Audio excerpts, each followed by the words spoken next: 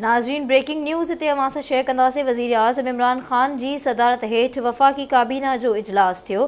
वफ़ाक़ी काबीना broadsheet scandal जी जाच लाइ कमेटीअ बदिरां कमीशन जोड़ण जी मंज़ूरी ॾेई छॾी। Justice retired Azmat Saeed inquiry commission जो सरबराह हूंदो। अहम ख़बर ते पहुचाई पिया। वज़ीर आज़म इमरान ख़ान जी सदारत हेठि वफ़ाक़ी काबीना जो इजलास थियो।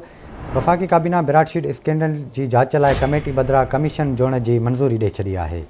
तफ़सील मालूम कंदासीं। इस्लामाबाद में असां सां लाइन ते मौजूदु आहे आवाज़ न्यूज़ जो ब्यूरो चीफ कुर्बान बलोच।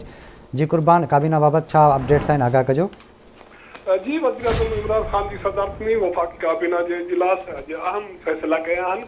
उनमें अहम हिकिड़ो फ़ैसिलो उहो ब्रॉडशीट स्कैंडल जी जांच जे हवाले सां आहे, जेको काफ़ी ॾींहंनि खां मंज़र ते आयो ऐं इन ते तकरार या बहस हलंदड़ हो त इन मामले जी जांच थियणु घुरिजे। अॼु वफ़ाक़ी काबीना जस्टिस अज़मत सईद जी सरबराही में कमीशन क़ाइमु करण जी मंज़ूरी ॾिनी आहे ऐं इहा कमीशन हिन मामले जी जांच कंदी ऐं रिपोर्ट पेश कंदी। वज़ीर आज़म जो चवणु आहे त हीउ वॾो स्कैंडल आहे ऐं हिन मामले जी संजीदगी सां जांच जी ज़रूरत आहे।